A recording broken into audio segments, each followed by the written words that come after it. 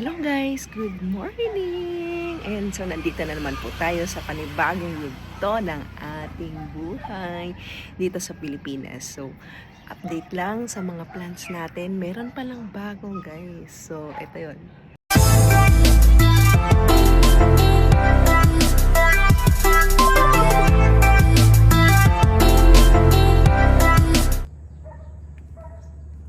Let's have a coffee!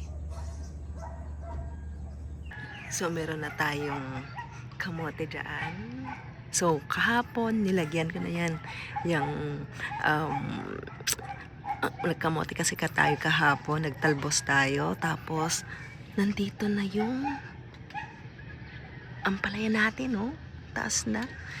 Tapos, meron pala akong ginawa dito na empty bottle ng water. Tapos, nilagyan ko dyan ng seeds ng kangkong. Ayan o. So, kahapon lang yan. And, nilagyan ko na din yung natitira nating bamboo dyan. And, ito yung sitaw natin. Kaya isang tataba. Look o. So, the same pa din itong mga sili natin. So, plan ko na ngang palitan yan eh.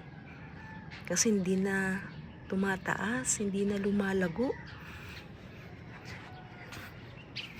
Even yung pechay natin, parang magto 2 weeks na to, hindi pa din siya nag-i-sprout. I don't know. Tapos ito naman, actually, ka-batch ng mga to, na naplant ko, ito wala pa ding mga kangkong. So please naman comment down below bakit kaya wala pa din siyang kangkong sprouts. Pero ito kasi guys, ito kasi may mga nailagay na akong mga nutrients niya, ganyan, may pataba. Ito yung binili ko last time na lumsoy lang. So feeling ko yun yung disadvantage nun. Wala pang mga nutrients ito. Ito naman the same. So dito ko hinugot yung mga onion leeks. And same.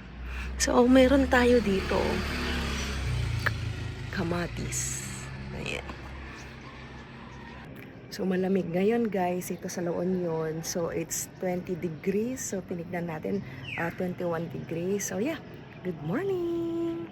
Ini-spray ko pala ng tubig itong kangkong kasi nga gustong-gusto ng kangkong ang wet na soil. So everyday, AM saka PM, dinidiligan ko yan.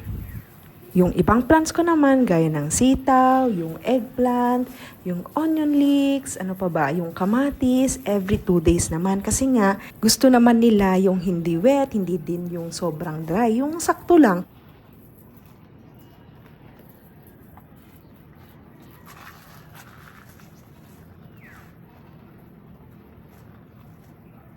Ito pala yung pechay natin. Hanggang ngayon, wala pa din siyang seedling. So, naunahan na siya ng mga plinant ko ng a week after. Hanggang ngayon, wala pa din. Even yung mga kangkong, wala pa ding tumutubo.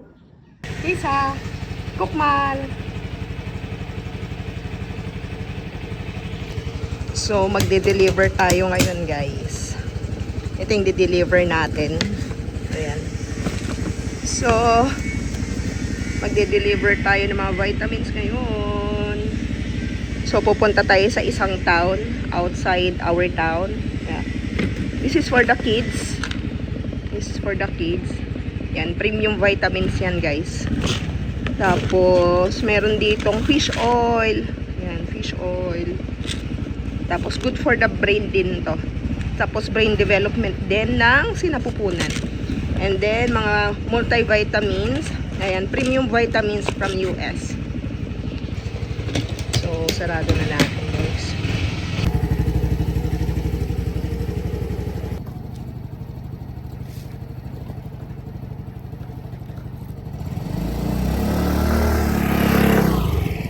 So, on the way na kami, papunta sa Bawang, La Union. So, ngayon, it will take us at around mga 7 kilometers yung biyahe natin. And ang ganda ng dagat ngayon kasi low tide. Ito pala yung sa amin, dito sa La Union. So, kalmado lang siya compare naman sa San Juan, La Union. So, nandun yung mga halos lahat ng mga galing sa Manila dun pumupunta. Dadaan pala tayo dito sa papuntang Baguio. So, kung taga Ilocos ka, taga Norte ka, dito actually dumadaan yung sasakyan papuntang Baguio. So, ito naman sa Nagilian Road naman ito. So, meron tayong papuntang Baguio, yung iba sa Kayanan Road, yung iba sa Marcos Highway. So, dito kami dumadaan kasi nga taga dito kami. Ngayon, malapit na tayo sa kung saan tayo o kung saan natin i-drop ito order. So, ito naman yung isang loyal customer natin na sabi nila ito yung pinaka-the best na vitamins para sa baby nila. So, thank you! Anyway, so bumili na din tayo ng mga stocks natin para sa pwesto. So, bumili tayo ng siomai, may paper cups. Kasi dito sa San Fernando, hindi na kasi pwede ang styro saka plastic. So, pinagbabawal na nila. Magre-refill na din tayo sa ating canister kasi nga ito yung ginagamit natin ng panluluto. Hindi na din kami gumagamit ng gasol or electric kasi nga mas nakakatipid talaga kami dito sa canister. And canister lang is around 20 pesos or 25 pesos per bottle. So, nagagamit na namin siya ng top 3 days. So, yun. Ito pala yung pinamili namin. Onion rings, celery. So, ayun, ready na. Punta na tayo sa pwesto.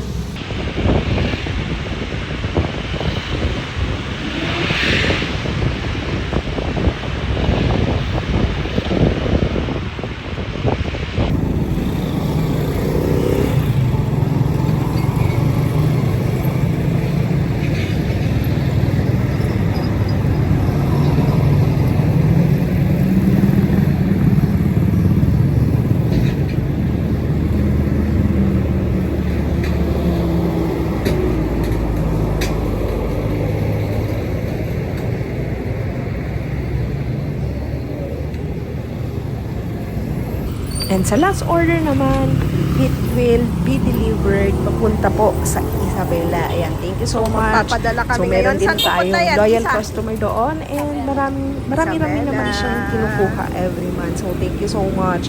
Ayun. So, last na deliver natin to. And punta na po tayo sa ating bahay. Nangunguha sila ng katuray. I-video kayo man!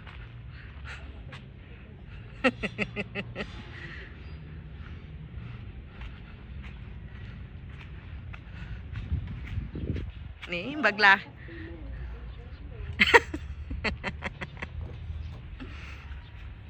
Awan.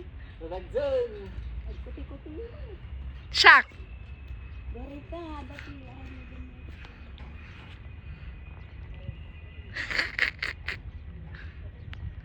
Slick na. Kasi paano pero maipit niya. Dati paglututan, tapos pag-ipitan na.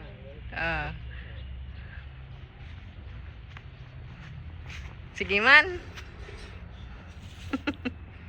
Ano yung napanunod niya ngayon? Say ko pala tag-suggest na kami ko. Idea. Parparigat yung kailangan ko. Hindi nakado kay gaya man pakita mo. Street mat lang aja. Nag-regard mo kami ngayon. So, bibili tayo guys. Nandito tayo sa isang store malapit sa amin at bibili tayo ng pagkain natin kasi magpipiknik tayo. Dating gawi. Parang gusto ko to. Ayoko ng ice cream. Ay, masarap.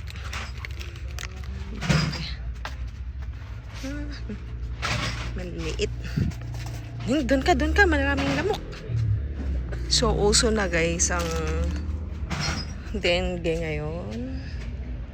So, gusto ko to. Parang gusto ko to.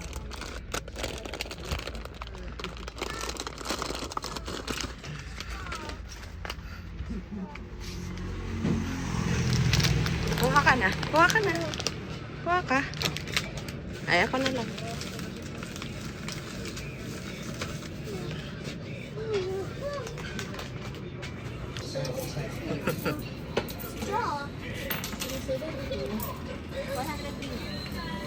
So, ito yung kind of picnic namin ngayon. They are eating. It tastes like bubble gum.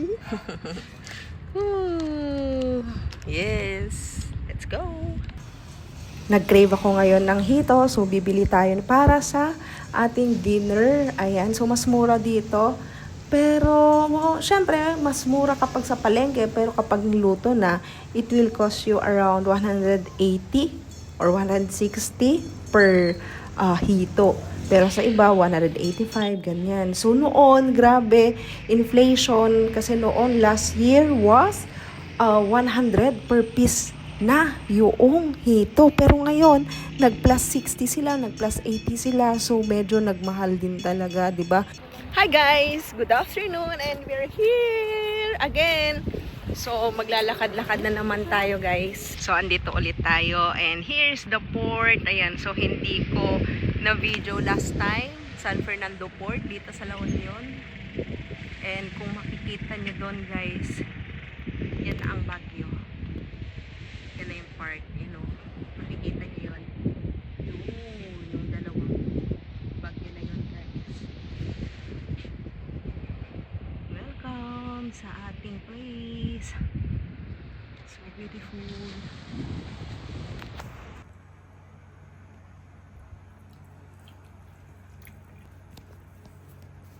So ito yung ulam natin ngayon, dalawang hito, tapos dinengdeng na sitaw na may saluyot.